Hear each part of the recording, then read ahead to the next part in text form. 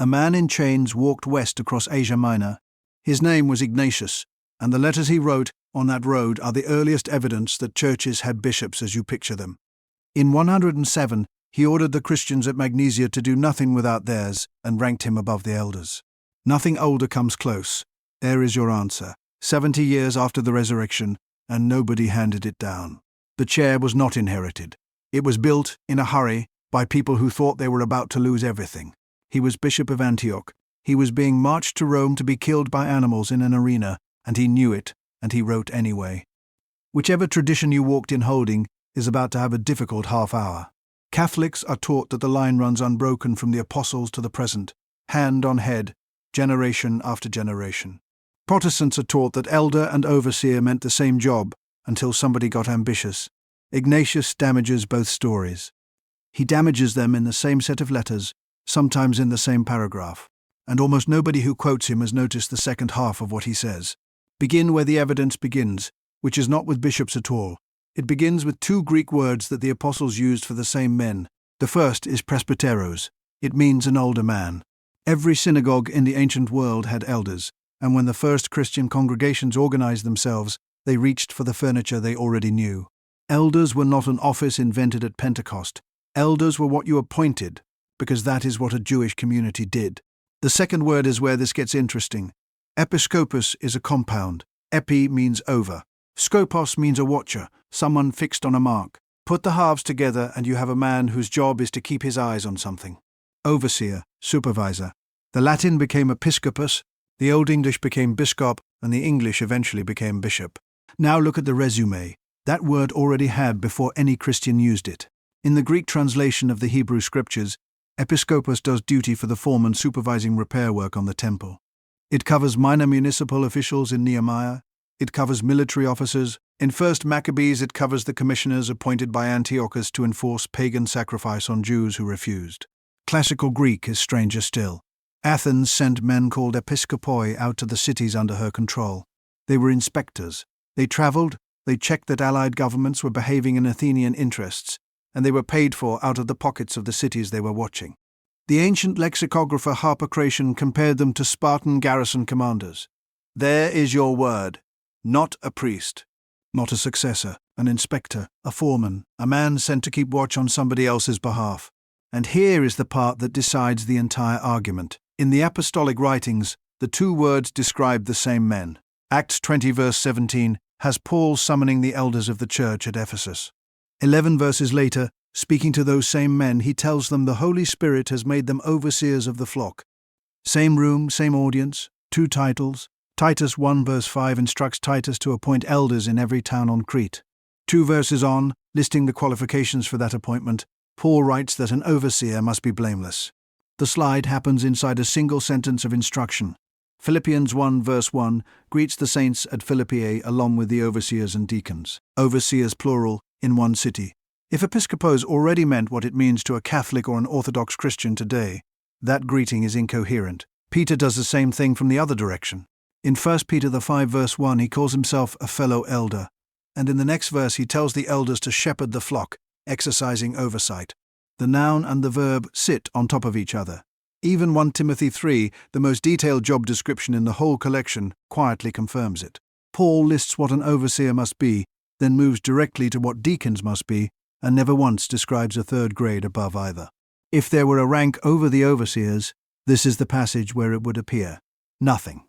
So the first century picture is a plurality of elder overseers in each city, working alongside deacons with no single man over them.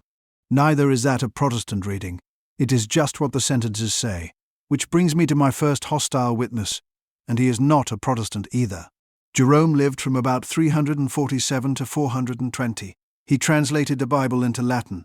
He is a doctor of the Latin Church, venerated by Rome, and by temperament he was about as far from a reformer as a man can get. In his commentary on Titus, written in 387, he states flatly that a presbyter is the same as a bishop, and that before parties formed in the churches, congregations were governed by a shared council of presbyters. He goes further in a letter to a man named Evangelus. Of the two names, he says, one refers to age and one to rank.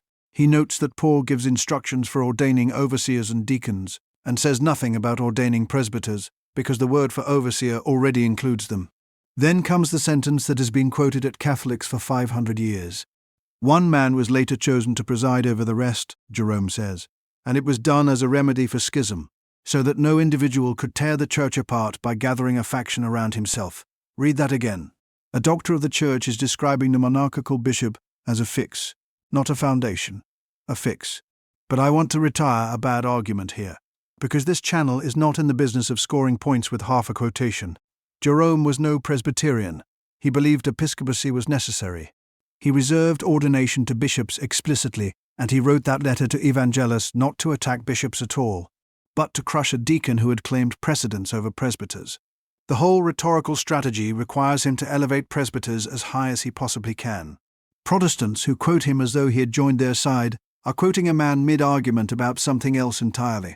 What Jerome does establish, and what nobody has successfully argued away, is that the equivalence of the two words was still common knowledge among educated churchmen at the end of the 4th century, 300 years after the fact. Now walk forward from Paul and watch what happens in the gap.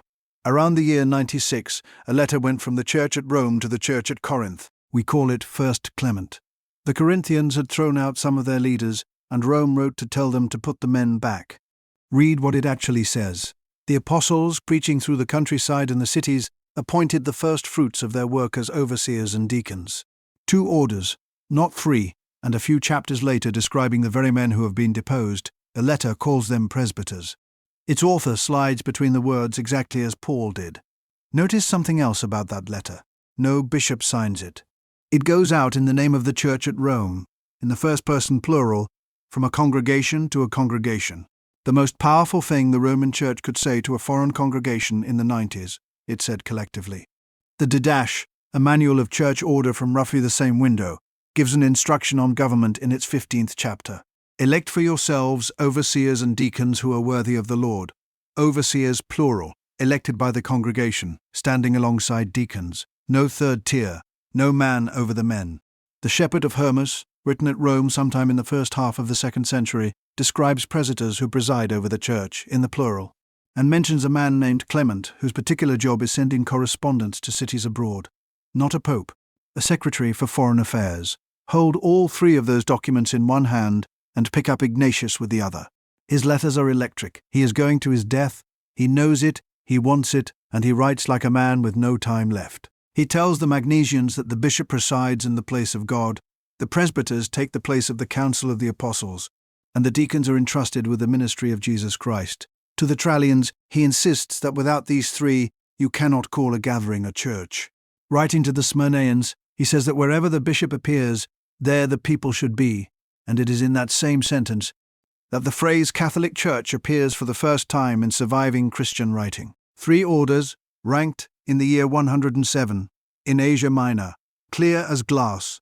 So the Catholic case looks strong, and I want to give it its full weight before complicating it. Ignatius is not arguing for an innovation he invented. He writes to 6 different congregations, in cities he does not govern, and assumes they will know exactly what he means by the word bishop.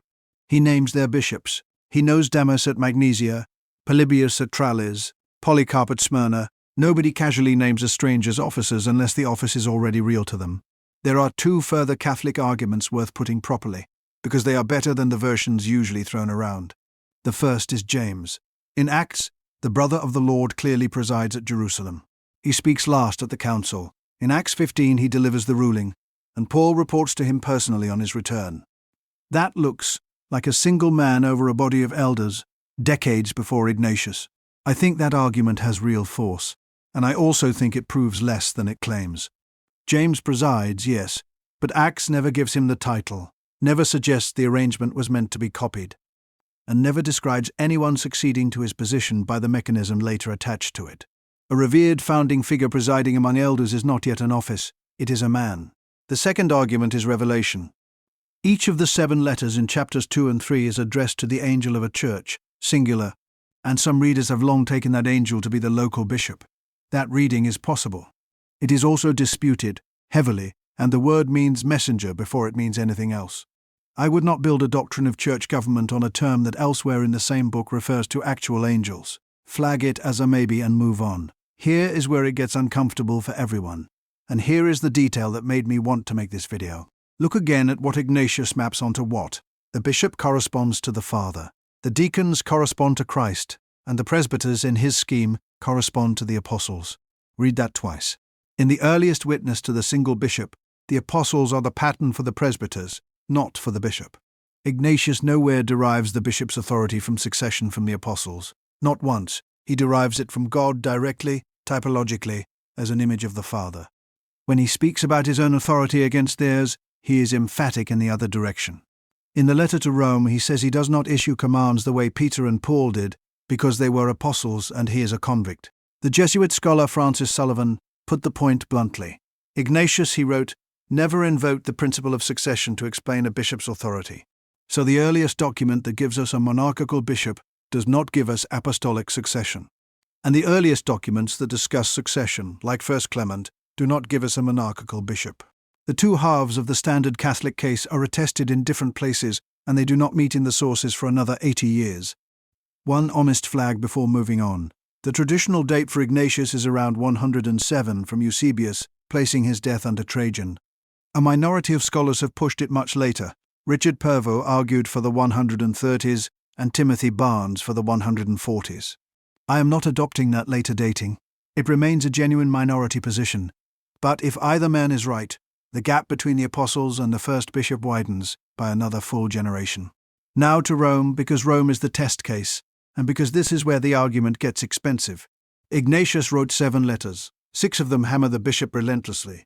The 7th is his letter to the Roman Church, and in it he never mentions a bishop of Rome at all. He does not name one. He does not tell the Romans to obey one. The only episcopal title anywhere in the letter is his own, when he calls himself Bishop of Syria. Think about what that silence means coming from this particular man. Ignatius believed a congregation without a bishop was not a church. If Rome had a monarchical bishop in 107, his silence is inexplicable. If Rome did not, everything he writes to them makes sense. Polycarp gives us the same shape from another angle. Ignatius calls Polycarp the Bishop of Smyrna. Yet when Polycarp himself writes to the Philippians, he signs as Polycarp and the presbyters with him, and he instructs the Philippians about their presbyters, and deacons naming no bishop of Philippi at all. The German scholar Peter Lampe wrote the standard social history of the earliest Roman Christians. His conclusion, published in English in 2003, is that Christianity in Rome was fractionated, scattered across many small house and tenement congregations, each with its own presbyter leader, with no central authority to coordinate them. On Lampe's reading, the first Roman bishop who functions as a monarch is Victor, around 189 to 199, after what he calls faint-hearted attempts by Anicetus, Soter and Eleutherus before him. Alan Brent pushes the date later still, into the 3rd century. Now Lampe is a Lutheran, and you may reasonably want a Catholic instead. Take 1. Francis Sullivan was a Jesuit who taught for decades at the Gregorian University in Rome. In 2001, he published a book on the development of the episcopate, and his purpose in writing it was to defend the Catholic position. His opening concession is remarkable. Christian scholars on both sides, he writes, agree that you do not find the threefold structure of ministry in the apostolic writings. He goes on to grant that the traditional picture, an unbroken line of episcopal ordination from Christ through the apostles down to the bishops of today, is not sustainable on the historical record. His argument for the Catholic position is therefore theological rather than historical. The Spirit guided the Church into the episcopate, he says, in the same way the Spirit guided it into recognizing which books belonged in the canon. Eamon Duffy, the Cambridge historian and himself a Catholic, put it more plainly in his History of the Popes. All the indications, he wrote, are that there was no single bishop at Rome for almost a century after the apostles died. There is the hostile witness, at full strength. Not skeptics, not Protestants. Men writing from inside the tradition with the most to lose from the finding, publishing it anyway, and then arguing on other grounds. So why did it happen? If the apostles did not install it, what did? The lazy Protestant answer is ambition. Somebody wanted power, and took it. I think that answer is not merely uncharitable but historically illiterate, and I want to say why. Consider what a bishop's job actually involved in the 2nd century. Being the visible head of a Christian congregation in a Roman city meant being the first name on a magistrate's list. Ignatius was walking to an arena. Polycarp was burned. Cyprian was beheaded. Whatever else the office was, nobody would call it a career. What the 2nd century actually had was a crisis of address, not a crisis of authority, a crisis of address. There was no way to find out what the church taught, because there was no one place to ask. Marcion arrived at Rome and taught that the God of the Hebrew Scriptures was a different and lesser deity than the Father of Jesus. Valentinus taught in Rome for years. Gnostic teachers across the empire claimed a secret tradition, passed privately from the apostles to a chain of teachers to themselves. Docetists were denying that Christ had come in a real body, which is precisely what Ignatius is fighting in the letters we have been reading. Every one of those movements made a claim about apostolic origin, and a fractionated network of house congregations, each with its own council of presbyters, has no mechanism whatsoever for answering them. There is nobody to write to. There is no address. There were duller pressures too, and I suspect they mattered as much as the theological ones. Somebody had to preside at the Eucharist, and a table has one head. Somebody had to hold the burial fund and the money for widows. A decision had to be made about which travelling teacher got a bed and which got turned away at the door. Lampe makes the point sharply about Rome itself. When central coordination finally does appear there, one of its earliest visible functions is administrative rather than doctrinal, organising relief shipments to Christians elsewhere and poor relief at home. Charity at scale requires a treasurer, and a treasurer eventually acquires authority whether anyone intended it or not. None of that is corruption. It is what happens to any movement that survives long enough to own property and bury its dead. Here is my analogy, and I want you to hold on to it, because I think it explains the whole 200-year process better than any theological argument on either side. When a bone breaks, the body does not restore what was there. It lays down callus. A collar of new bone forms around the fracture, thicker and harder than the original shaft, and it forms fast, because the alternative is a limb that cannot bear weight. The healed bone ends up stronger at the break than anywhere else along its length. The episcopate is callous. It formed exactly where the church fractured. It formed quickly. It really is stronger than what preceded it, and it is not what was there before. Watch the callus form. Around the middle of the 2nd century, a man called Hegesippus travelled to Rome, arriving during the time of Anicetus, and began gathering information about what the churches in each city actually taught. His method was to construct lists: who taught here, and who before him, and who before him. Then, in about the year 180, Irenaeus of Lyons wrote his great work against the Gnostics, and he turned those lists into an argument. The heretics claim secret knowledge passed down privately. Very well, says Irenaeus, here is a public record instead. Here are the men who taught in the churches the apostles founded, in order, by name, and you can go and check.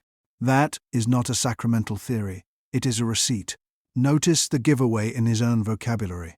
Even while making that argument, Irenaeus slides between calling these men bishops and calling them presbyters. In one of the most important passages of the whole work, he speaks of the tradition preserved by the succession of the presbyters in the churches. The man building the succession lists has still not fully separated the two words. So, my second interpretive position stated plainly. Those lists were built as evidence, not as plumbing. Their original function was epistemological, a way of checking a claim. Only later did they become the pipework through which grace was understood to flow. Reading the later theory back into Irenaeus is an anachronism, and reading Irenaeus as though he were merely a historian with no interest in office is the opposite anachronism. He is doing something in between, and something specific to his own fight. Meanwhile, at the other end of the Mediterranean, something quietly strange was still going on. Jerome, in that same letter to Evangelus, makes an extraordinary historical claim about Alexandria. From the time of Mark the Evangelist down to the episcopates of Heraclas and Dionysius, he says, "The presbyters of Alexandria always chose one of their own number, set him in a higher position, and called him bishop." He compares it to an army electing a general. Heraclas held the see from 232 to 248. Dionysius followed him until 264. If Jerome is right, then one of the three greatest sees in Christendom was still manufacturing its own bishops out of its own presbytery until the middle of the 3rd century. Is he right? This is disputed, seriously so, and I will not pretend otherwise. There is partial corroboration. Severus of Antioch, writing while exiled in Egypt in the 6th century, says that in former days the bishop of Alexandria used to be appointed by presbyters. Much later, Eutychius, patriarch of Alexandria in the 930s, gives a detailed version in which Mark established 12 presbyters, who elected and laid hands on one of their own at each vacancy. Eutychius is a 10th century writer, and historians treat his details with real caution. Some scholars think the whole tradition is a distortion of something else. Others think Jerome had access to a genuine Alexandrian memory, take it as unresolved. What is more solid is the underlying shape. Eutychius also reports that until Demetrius, who governed Alexandria from about 189 to 232, there was only one bishop in the whole of Egypt, and that Demetrius appointed 3 more, with Heraclius after him appointing around 20. Henry Chadwick judged that detail probably wrong in its specifics but sound in substance. A single bishop for an entire country, as late as the year 200, sits a very long way from the picture most of us carry. Then, in the 3rd century, the callus hardens into bone. Cyprian became Bishop of Carthage in about 248, and within 2 years, the Emperor Decius launched the first systematic empire-wide persecution. Thousands of Christians sacrificed to save their lives. When it ended, the Church tore itself apart over whether to readmit them, and over who held the authority to decide. Cyprian's answer built the model Western Christianity would hold for more than 1,000 years.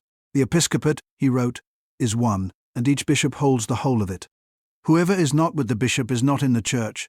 The bishop is no longer a foreman keeping watch. He has become the point at which the Church becomes visible. By the time 300 bishops assembled at Nicaea in 325, the office was a legal object with a procedure attached. The Council's 4th canon rules that a bishop should be appointed by all the bishops of his province, or, if that proves impossible, by at least 3, with the written consent of the absent ones, and the metropolitan of the province validating the result. There is the moment the chair becomes furniture. 200 years earlier, a congregation in Crete was told to appoint older men and keep an eye on things. Now there is a quorum, a paper trail, and a supervising authority, so here is my 3rd position, and it will annoy people from both directions. The Protestant instinct to treat 2nd century development as decline proves far too much.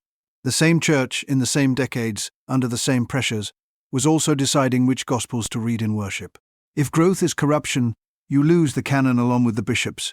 You cannot accept the fruit of the 2nd century when you like it, and call it apostasy when you do not. And the Catholic instinct to read Ignatius back into Acts is reading the finished building into the trench. The threefold order is not in Paul. Sullivan says so, Duffy says so, and Jerome said so 1600 years before either of them. The honest Catholic argument is Sullivan's argument, which is a theological claim about providence, offered openly as a theological claim. It deserves to be met on that ground. What it does not deserve is to be dressed up as history that the historians themselves will not defend. What actually happened is stranger and better than either story. A network of scattered congregations, led by councils of older men keeping watch, was hit simultaneously by persecution from outside, and by teachers inside who claimed to hold the apostles' real message in secret. Under that pressure, in perhaps 70 years those congregations grew a spine. They did it unevenly. Antioch and Asia Minor first, Rome late, Egypt latest of all. The unevenness is itself a piece of evidence, and I think it is decisive. An institution handed down from the apostles arrives everywhere at once, because it arrives with the founders. An institution grown under pressure appears first where the pressure is worst. Look at where Ignatius sits. Antioch and the cities of the province of Asia were exactly where Docetic teaching was thickest, which is why his letters attack it in almost every chapter. The region facing the sharpest challenge to what the Church taught is the region that produced the sharpest answer first. Rome, larger and more scattered, took another 80 years to consolidate. Egypt, further from the argument, took longer still. Nobody legislated it. No council convened to install it. It emerged, city by city, because congregations under threat needed someone who could stand up and say what the Church believed, and who could be found at a known address when the soldiers came. Stand far enough back, and the argument changes shape entirely.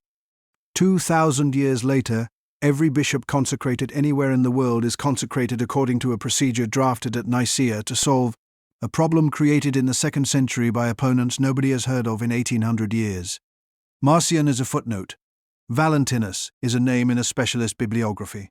The office built to answer them outlived them by 2 millennia and now ordains men in cities that did not exist when the argument started. Either that is a very long accident, or it is exactly what Providence looks like from the inside, which is to say, slow, contested, and only obvious afterwards. It also suggests something about how God appears to work that neither side finds comfortable. He did not hand down a constitution. He handed down a people, and a message, and a fair amount of trouble, and left them to build what they needed in order to survive carrying it. The chair was not inherited. It was built in a hurry by people who thought they were about to lose everything. If your own tradition has bishops, go and find its published succession list and read it backwards. Somewhere in the 2nd century the names get thin, the dates get vague, and the sources supporting them start arriving from 300 years too late. Sit with that stretch of the list for a while before you decide what it means. It is the most honest place in the whole document.